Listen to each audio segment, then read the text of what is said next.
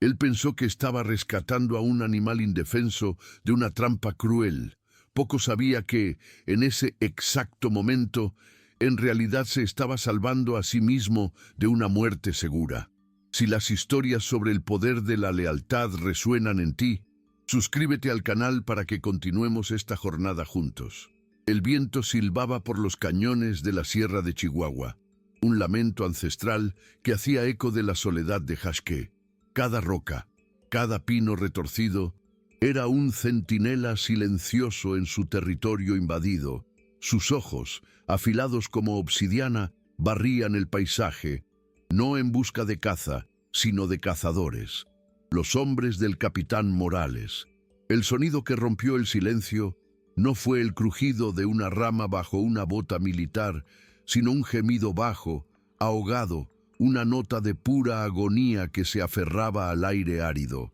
Guiado por un instinto que trascendía su sed de venganza, se movió con la ligereza de una sombra entre las piedras, hasta que sus ojos se posaron en la fuente del dolor, un magnífico lobo gris, su pata delantera aplastada por las mandíbulas de acero de una trampa para osos. El metal frío, un símbolo de la crueldad foránea, brillaba bajo el sol implacable. El corazón de Xaxque se endureció. La trampa era mexicana, inconfundible, una señal de que sus enemigos estaban cerca, quizás observando en ese mismo instante.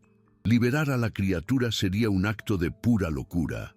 Requeriría tiempo, esfuerzo y produciría ruido, lo suficiente para delatar su posición y convertir al cazador en presa. Su misión, la promesa susurrada sobre las cenizas de su familia, era una sola: venganza. Este lobo era un obstáculo, un riesgo innecesario que lo desviaba del único camino que le quedaba. Sin embargo, al encarar los ojos dorados del animal, no vio miedo, sino un desafío feroz, una dignidad indomable en medio del sufrimiento. En esa mirada, Xaxque vio un espejo de su propia alma, un ser salvaje, acorralado y herido, luchando por sobrevivir en un mundo que quería verlo exterminado. La decisión pesaba como las montañas a su alrededor. La venganza podía esperar. La agonía de ese ser, no. Ignorando el peligro que gritaba en sus instintos, Xaxque se arrodilló. El lobo gruñó, un trueno bajo proveniente del fondo de su pecho, exponiendo colmillos que podrían desgarrar su garganta. Con un pedazo de roca y la fuerza nacida de la desesperación, Xaxque forzó el resorte de la trampa. El metal gimió en protesta, un sonido agudo que pareció viajar por kilómetros. Cada segundo era una eternidad de vulnerabilidad. Xaxque susurró palabras en su lengua nativa, tonos graves que no prometían nada más que un fin al dolor. Finalmente, con un chasquido seco y violento, las mandíbulas se abrieron. El lobo soltó un gemido agudo, jalando la pata ensangrentada y mutilada hacia sí. Libre, el animal colapsó, el cuerpo temblando por el shock y el dolor. En lugar de huir, solo observó con sus ojos de ámbar, mientras Xaxque se acercaba de nuevo, esta vez sin la amenaza del metal. Rasgando una tira de su propia camisa, Xaxque limpió la sangre y la suciedad de la pata herida con la delicadeza de quien cuida a un igual, aplicando una pasta de hojas que había masticado para detener el sangrado. No se intercambiaron palabras, solo un entendimiento silencioso que selló un pacto entre el hombre y la bestia, el depredador y el renegado. Cuando Xaxque se puso de pie, listo para desaparecer de nuevo en el paisaje, el lobo se levantó también, cojeando pero determinado. Sus caminos, antes solitarios, se habían convertido en uno solo. La dupla improbable se movió como una única sombra al atardecer. Xaxque, que antes solo conocía la urgencia de la persecución, ahora medía sus pasos por el ritmo doloroso de su nuevo compañero.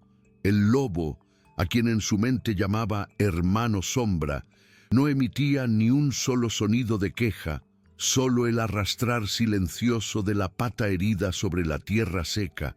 Con cada mirada intercambiada, la confianza se profundizaba, un lazo forjado en el acero de la trampa y en el respeto mutuo.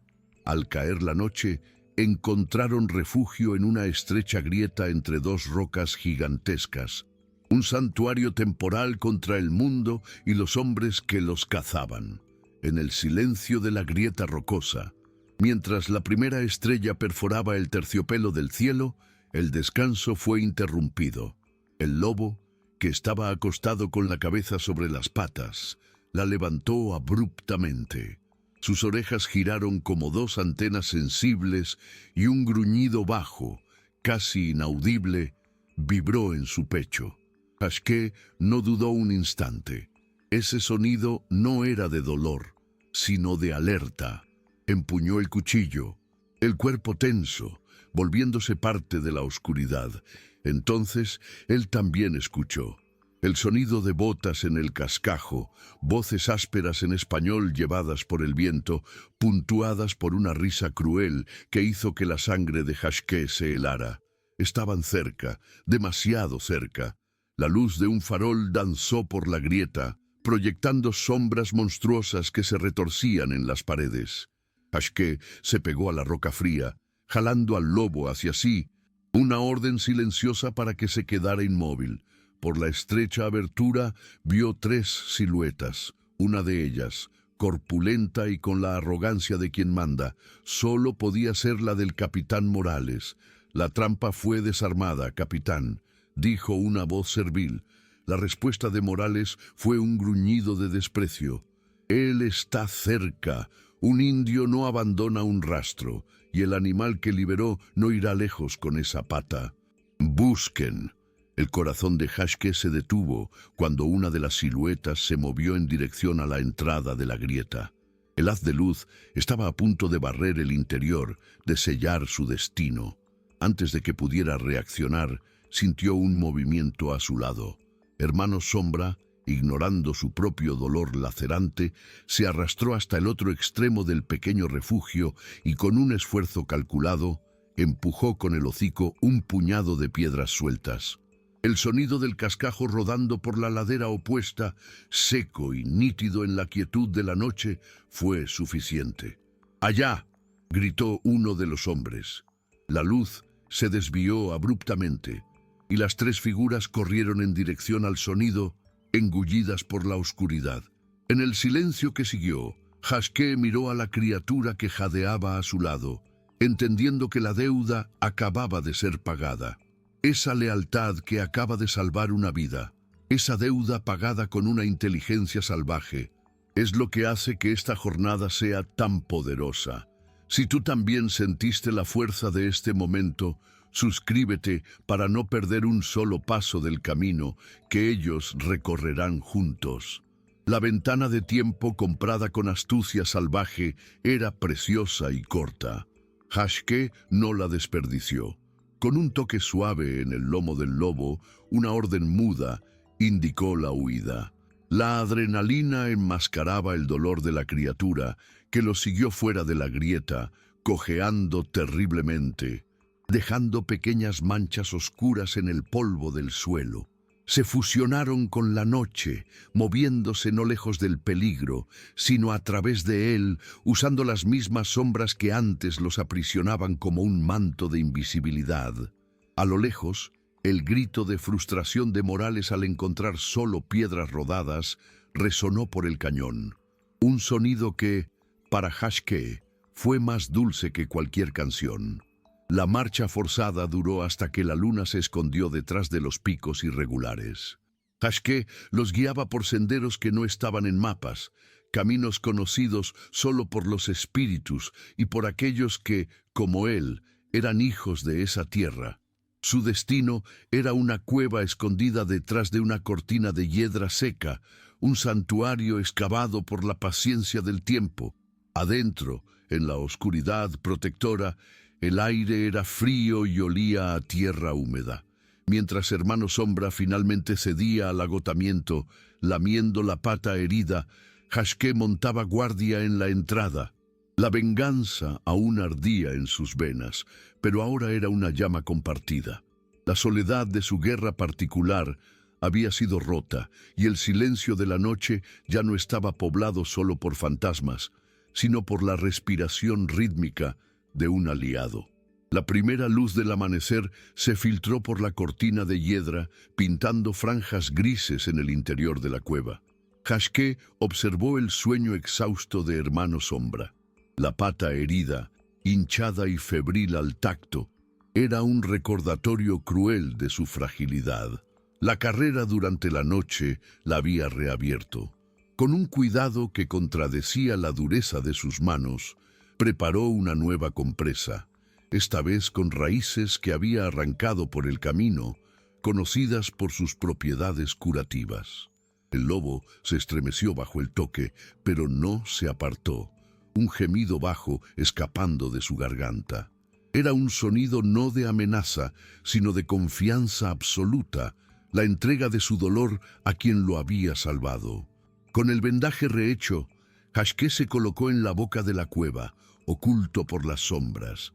El mundo allá afuera era vasto y hostil, y el rostro de Morales planeaba en su mente como un espectro. La furia ciega que lo había guiado hasta allí comenzaba a dar paso a una paciencia fría y calculadora. Atacar ahora, con un compañero herido, sería un suicidio. Necesitaban tiempo. Tiempo para que la herida de Hermano Sombra cicatrizara. Tiempo para que la fuerza regresara a sus miembros, y para eso necesitaban comida y agua limpia.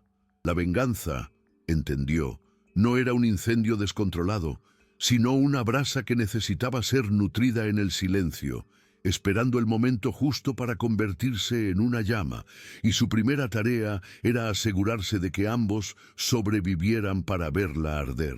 Con una última mirada a su compañero dormido, Hashké se movió. Ya no era solo un cazador, sino un proveedor. Se deslizó fuera de la cueva con la fluidez del humo. Cada paso un cálculo preciso para no dejar rastro. Usando el conocimiento grabado en su sangre por generaciones, encontró una vena de agua que brotaba de la roca, pura y helada. Llenó su cantimplora y, con la paciencia de una araña, montó 2 trampas sencillas con bejucos, colocadas en un sendero de conejos. No había espacio para errores. Cada movimiento era un riesgo. Cada sonido, una invitación a la muerte. Regresó antes de que el sol alcanzara su cenit, trayendo consigo no solo el agua, sino también un conejo flaco. Hermano Sombra levantó la cabeza, los ojos dorados siguiendo cada movimiento. Hashké ofreció el agua primero, y el lobo bebió ávidamente. La confianza en su gesto era absoluta. Compartieron la escasa comida en silencio, un ritual que se repetiría en los días siguientes. La cueva se convirtió en un hogar. La herida del lobo comenzó a cicatrizar bajo los cuidados de Hashké, y el fuego de la venganza fue pacientemente guardado, alimentado por la creciente lealtad y la promesa de que, cuando atacaran, serían no uno, sino 2 depredadores. Los días se transformaron en una rutina silenciosa, regida por el sol y las sombras. La pata del lobo, antes una masa hinchada de dolor, comenzó a tomar forma de nuevo bajo los cuidados persistentes de Hashké. La cojera disminuyó. La herida se cerró en una cicatriz limpia. Durante las largas horas de vigilia, Hashké no solo montaba guardia. Él estudiaba. Desde la boca de la cueva, mapeaba en su mente las rutas de las patrullas, los horarios de los cambios de turno, la arrogancia descuidada de los soldados que se aventuraban lejos del campamento principal. La rabia en su pecho se transformaba en un arma fría, afilada por la paciencia, y a su lado, Hermano Sombra se colocaba, no más como un ser herido, sino como un centinela, sus sentidos agudos captando cada brisa, cada sonido distante. El momento del cambio llegó no con el sonido de botas enemigas, sino con un silencio. En una noche de luna llena, Hermano Sombra se levantó y con una breve mirada a Hashké, se deslizó fuera de la cueva. Hashké no lo siguió. Había demasiada confianza entre ellos para eso. Regresó horas después, sin emitir sonido, el pelo plateado bañado por el claro de luna, arrastrando un pequeño venado por la garganta. Soltó la carcasa a los pies de Hashke. No era una ofrenda, era una declaración. Al moverse, la cojera casi había desaparecido, sustituida por una fluidez letal que volvía a poseer sus músculos. Levantó la cabeza y encontró la mirada de Hashke. En sus ojos dorados ya no había la sombra del dolor, solo el brillo frío y afilado de la caza. La espera había terminado. La carne del venado, asada sobre las brasas, fue el primer banquete en semanas. No era solo alimento para el cuerpo, sino un sacramento que sellaba la nueva fase de esa alianza. Mientras observaba a Hermano Sombra devorar su parte, la mandíbula poderosa rasgando la carne con eficiencia letal, Hashke comprendió que su estrategia había cambiado para siempre. Ya no era un fugitivo solitario, era el líder de una manada de dos. El plan de venganza, antes una línea recta trazada por la furia, ahora se ramificaba en posibilidades aterradoras. Podía usar la velocidad y el silencio del lobo para crear pánico, para convertir a los cazadores en presas aterrorizadas, cazadas por un fantasma de colmillos y garras que ni siquiera sabrían que existía. La noche siguiente, bajo un cielo sin luna, dejaron la cueva. El aire frío de la montaña estaba cargado de intención. Cerca de uno de los puestos de avanzada de Morales, Hashke se detuvo y colocó la mano en el cuello del lobo. La orden fue una mirada, una presión casi imperceptible. Hermano Sombra entendió. Se disolvió en la oscuridad, moviéndose a la izquierda, una sombra fluida contorneando el perímetro del campamento. Hashke, por su parte, se movió a la derecha, el cuchillo en mano, el arco en la espalda. La cacería ya no sería un enfrentamiento directo, sería una campaña de miedo, una guerra de susurros y sombras. Y el primer grito de terror aún no había sido escuchado. El sonido vino primero, un gruñido gutural que parecía nacer de la propia tierra, viniendo de la oscuridad a la izquierda del campamento. ¿Qué diablos fue eso?, susurró un soldado, levantando el rifle. Una segunda centinela se unió a él, ambos escudriñando la oscuridad que nada revelaba. Mientras sus ojos y armas estaban fijos en la dirección de la amenaza fantasma, del lado opuesto, Hashke se movía. Se deslizó hasta el borde del campamento, una hoja de sombra. Con un movimiento rápido, cortó la lona de una tienda de suministros. Su mano se sumergió, agarrando una caja de municiones, y se retiró. En su lugar, dejó una sola flecha clavada en un saco de harina, su punta de obsidiana y plumas negras, una firma inconfundible. Antes de que la primera palabra de alarma fuera gritada, él ya había desaparecido. La búsqueda de la fuente del gruñido se reveló inútil. Frustrados y con los nervios de punta, los hombres regresaron a sus puestos, solo para que uno de ellos tropezara con el saco de harina que ahora derramaba un polvo blanco fantasmal sobre la tierra. La flecha negra vibraba silenciosamente bajo la luz del farol. El grito que siguió no fue de dolor, sino de puro pánico. La munición había desaparecido. La comprensión helada recorrió el pequeño campamento como una plaga. Mientras cazaban a un lobo en una dirección, el fantasma apache los había saqueado en la otra. No eran dos amenazas, era una sola. De lejos, en un promontorio rocoso, Hashke observaba las luces agitadas abajo. Hermano Sombra se sentó a su lado, el cuerpo relajado, y un leve toque de hocico en su mano dijo todo lo que necesitaba ser dicho. La primera lección había sido enseñada. La noticia del ataque nocturno viajó rápido, llegando al campamento principal de Morales al amanecer, traída por un mensajero de rostro pálido y ojos asustados. El capitán escuchó el relato en un silencio pétreo, el cigarro entre los dientes convirtiéndose en ceniza olvidada. Fue personalmente al puesto de avanzada. La flecha negra todavía estaba allí, un dedo acusador apuntando desde el saco de harina. Para sus hombres era una señal de mala suerte, un fantasma en las montañas.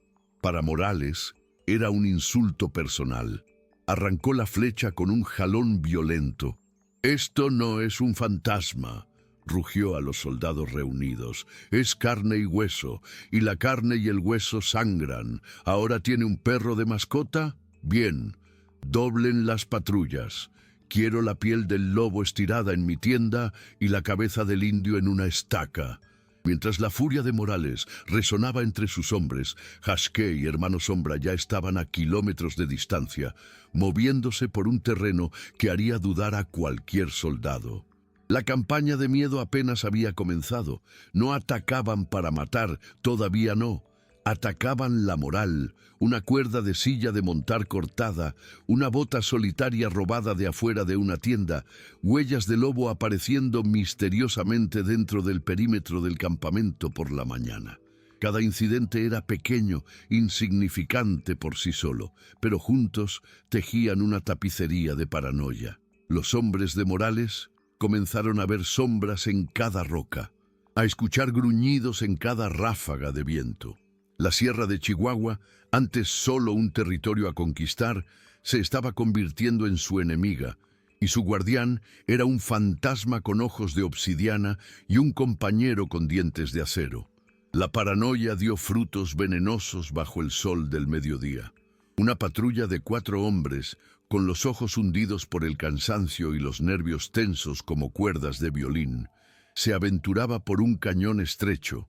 Desde un acantilado arriba, Hermano Sombra soltó un único aullido, largo y melancólico, que el eco de las rocas multiplicó en un coro fantasmal. Uno de los soldados más jóvenes tropezó, el corazón golpeando contra las costillas, y el sonido de una cascabel agitando su aviso en el monte fue la chispa final. Gritó y disparó el rifle a ciegas, el tiro rebotando en las paredes de piedra con un zumbido furioso. El pánico era contagioso. Sus compañeros se tiraron al suelo, disparando también contra sombras que no existían, desperdiciando munición y dignidad en el aire del desierto. Desde su puesto de observación, Jasqué asistió a la escena con una satisfacción fría. El miedo era un arma más eficaz que cualquier bala. Esperó a que el tiroteo cesara, a que los hombres se levantaran temblorosos, insultándose unos a otros. Fue entonces cuando dio la señal. Hermano Sombra descendió la pendiente como agua escurriendo por la roca, silencioso e inevitable. No atacó al grupo, sino que lo rodeó una sombra grisácea en la periferia de sus visiones. Se acercó al último hombre de la fila, el soldado que se había alejado unos pasos para recoger la cantimplora caída. Sin un solo sonido, el lobo mordió la correa del rifle del hombre y jaló con una fuerza tranquila e irresistible. El soldado, paralizado de terror, soltó el arma. Hermano Sombra arrastró el rifle al monte y desapareció, dejando atrás a un hombre desarmado, temblando, con una historia increíble para contar. La historia del soldado, balbuceada entre temblores y tartamudeos, se esparció por el campamento de Morales como un veneno. Un cuento fantástico sobre un lobo fantasma que robaba rifles. Para los hombres ya exhaustos y asustados, fue la prueba de que luchaban contra algo que no era de este mundo. Para el capitán Morales, fue la gota que derramó el vaso. Arrastró al soldado al centro del campamento y lo desnudó de la cintura para arriba. «No existen fantasmas en mi compañía», bramó, el látigo chasqueando en el aire antes de morder la espalda del hombre. «Existen cobardes, mentirosos e incompetentes. Que esto sirva de lección. La próxima historia de fantasma será castigada con una bala». Pero mientras los latigazos resonaban, Morales vio el miedo en los ojos de los otros hombres transformarse en algo peor, un resentimiento silencioso. Lejos de allí, en un nicho de roca alto con vista al valle, Jasqué examinaba el rifle capturado. Era un artefacto extraño en sus manos, pesado y frío, oliendo a pólvora y metal. Hermano Sombra se acostó a su lado, la cabeza apoyada en las patas, observando con una paciencia predatoria. Hashké no tenía intención de usar el arma. Era ruidosa, torpe, la herramienta de sus enemigos. Con la precisión de quien desarma una trampa, desmanteló metódicamente el mecanismo. La culata de madera fue partida, el cañón de acero torcido contra una roca, las piezas menores esparcidas a los cuatro vientos. El arma del enemigo, símbolo de su poder, fue reducida a basura inútil, de vuelta a la montaña.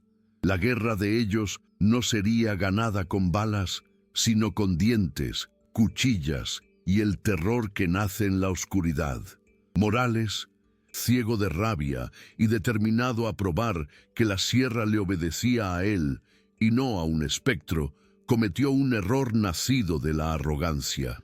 Despachó una pequeña caravana de mulas, con solo 2 guardias, para reabastecer el puesto de avanzada más distante. La vereda era un corte traicionero en la cara de la montaña, un lugar donde el cielo era una cinta azul distante y las sombras se agarraban a las rocas incluso al mediodía. Fue allí donde el infierno los encontró. Sin aviso, Hermano Sombra se materializó en el camino adelante, una estatua grisácea de colmillos expuestos. Las mulas se encabritaron, los ojos rodando de pavor. Mientras los guardias luchaban por controlar a los animales y apuntar las armas temblorosas, Hashké descendió de la pared del acantilado como una araña. Con 2 cortes silenciosos de su cuchillo, las bolsas de suministros cayeron al suelo. Con un grito gutural, asustó a las mulas, que dispararon de vuelta por la vereda, dejando a los 2 hombres solos, desarmados y rodeados solo por el eco de su propio pánico. Hashké no miró hacia atrás. Él y Hermano Sombra arrastraron los suministros a un refugio rocoso.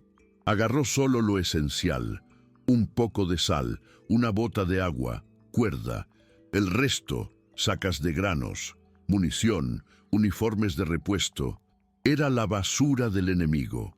Más tarde esa tarde, cuando una patrulla de búsqueda, nerviosa y vacilante, rehizo el camino de la caravana fallida, encontraron el mensaje de Hashké. Del gancho más alto de un pino solitario que se proyectaba sobre el abismo, colgaba un saco de harina, rasgado de arriba a abajo. El viento, soplando por el cañón, arrancaba el polvo blanco en plumas fantasmales que danzaban en el aire, cubriendo las rocas abajo con una mortaja pálida y silenciosa. No era solo un robo, era un ritual, un acto de desprecio que decía, sin palabras, que el fantasma de la sierra no tomaba por necesidad, sino por poder, y él estaba en todas partes. El mensaje de la mortaja de harina llegó a Morales no como un reporte, sino como una ofensa de sangre. La humillación era ahora una leyenda susurrada entre sus hombres, un veneno que minaba su autoridad a cada hora. Aplastó el cigarro contra una mesa con tanta fuerza que la madera se agrietó. Sus ojos negros barrieron los rostros asustados de sus tenientes. «Basta de jugar al fantasma», rugió, la voz baja y peligrosa. «Él quiere atención, la tendrá. Reúnan a los coyotes, los mejores rastreadores, los mejores tiradores. Vamos a barrer esta sierra de arriba abajo. Yo mismo voy a liderar. Quiero cada vereda, cada cueva, cada agujero revuelto. No regresaremos hasta que tenga el cuero cabelludo del indio y las 4 patas de su demonio de mascota». Desde un punto de observación a casi 1 kilómetro de distancia, oculto por una ilusión de luz y sombra que solo un nativo de esas tierras sabría crear, Hashké observó la furia transformarse en acción. Vio la reunión de hombres, la selección de los caballos más fuertes, la distribución de munición extra. El campamento, antes paralizado por la paranoia, ahora bullía con la energía febril de una cacería a gran escala. Hermano Sombra, acostado a su lado, emitió un gruñido bajo, la vibración sentida más que oída. Hashké posó la mano en su cuello, un gesto que calmaba y prometía al mismo tiempo. La arrogancia del capitán lo había cegado. Pensaba que estaba lanzando la red, pero en realidad solo estaba caminando, con toda su fuerza, directo al corazón de la telaraña. La guerra de sombras estaba a punto de convertirse en una guerra de sangre, y ellos estarían esperando. Hashké no retrocedió. Él guió. Con el inicio de la cacería, él y Hermano Sombra se convirtieron en los pastores de una manada furiosa. Se movían sin prisa, dejando atrás un rastro deliberado, casi una invitación, una huella profunda en el lodo de un arroyo seco, una rama quebrada a la altura del hombro de un hombre, señales sutiles lo suficiente para parecer errores, pero claras lo suficiente para alimentar la arrogancia de sus perseguidores. Cada paso los llevaba más profundo en el corazón de la sierra, en dirección a un laberinto de cañones conocido por sus ancestros como la espina del mundo, un lugar donde el viento contaba mentiras y los ecos podían enloquecer a un hombre. No era una huida, era una peregrinación al campo de batalla elegido por él. Liderando la carga, el capitán Morales sentía la sangre pulsar con la emoción de la caza. Sus rastreadores, los coyotes, señalaban los signos con confianza. «Está cansado, capitán. El rastro está fresco y descuidado», gritó uno de ellos, el rostro exultante. Solo el más viejo de los rastreadores, un hombre llamado Cícero, frunció el ceño. «Está demasiado fácil», murmuró él, más para sí mismo que para el capitán. Morales escuchó y se rió. Un sonido áspero que rebotó en las paredes de roca que comenzaban a levantarse a su alrededor. «Es el miedo, Cícero. El miedo lo vuelve estúpido». Pero a medida que avanzaban, el cañón se estrechaba. El cielo se convertía en una rendija azul y las sombras se profundizaban, tragándose el sonido y el calor. La exultación de la cacería comenzaba a ser reemplazada por una quietud opresiva, y los cazadores sintieron el enfriamiento repentino del aire, como si acabaran de cruzar el umbral de una tumba. El rastro terminó, no disminuyó, no se volvió incierto, simplemente cesó en medio de un claro de roca desnuda, como si el hombre y el lobo hubieran sido arrebatados al cielo. Cícero se arrodilló, pasando los dedos expertos por la piedra fría. «Es un callejón sin salida, capitán», dijo él, la voz desprovista de emoción. «Nos trajo aquí para morir de sed o de miedo». El silencio que siguió fue más pesado que las toneladas de roca encima de ellos. Los hombres se miraron, el sudor frío escurriendo por sus espaldas. La arrogancia de Morales se transformó en una furia sombría. «No puede haber desaparecido. Dispérsense. Revisen cada grieta, cada agujero. Quiero que lo encuentren». La orden fue un error fatal. El primer grupo de 3 hombres que se aventuró por un cañón lateral apenas se había alejado cuando el sonido de una sola piedra cayendo los hizo mirar hacia arriba. En las sombras de un saliente, un par de ojos dorados brilló por un instante y desapareció. «¡Allí!», gritó uno de ellos levantando el rifle. Mientras sus ojos y armas se fijaban en el punto vacío del lado opuesto del desfiladero, una sombra se movió. El sonido fue casi imperceptible, un zumbido suave como el de un insecto, seguido por un golpe sordo. El segundo hombre del grupo soltó un suspiro, mirando hacia abajo, a la flecha negra que había brotado en su pecho. Cayó de rodillas y luego se desplomó hacia adelante, sin un grito. Sus compañeros se voltearon, demasiado tarde. Miraron las paredes desnudas alrededor, las sombras vacías. Estaban solos, y el miedo, antes un susurro, ahora era un grito silencioso en sus mentes. El pánico suplantó el entrenamiento. Uno de los soldados se volteó para correr, pero el camino de vuelta estaba bloqueado. Hermano Sombra emergió de las sombras, no con la furia de un ataque, sino con la calma aterradora de un carcelero. Gruñendo bajo, el pelo del lomo erizado, Dio un paso adelante, forzando a los dos hombres a retroceder hasta el fondo del desfiladero. Cada paso hacia atrás que daban, el lobo avanzaba uno. Un pastor silencioso, conduciendo su rebaño al matadero. No había a dónde correr, a no ser más profundo en la trampa. Acorralados contra una pared de roca empinada, uno de los hombres finalmente cedió, levantando el rifle y disparando locamente en dirección al lobo. El tiro resonó como un trueno, la bala perdiéndose en la oscuridad. Fue el último sonido que hizo. La segunda flecha de Hashké lo alcanzó en el cuello, silenciándolo instantáneamente. Su compañero, con los ojos desorbitados de horror, solo tuvo tiempo de soltar un grito agudo de puro terror antes de que Hermano Sombra se lanzara. El ataque no fue letal, sino brutal. El impacto lanzó al hombre contra las rocas, su cabeza golpeando con un sonido hueco.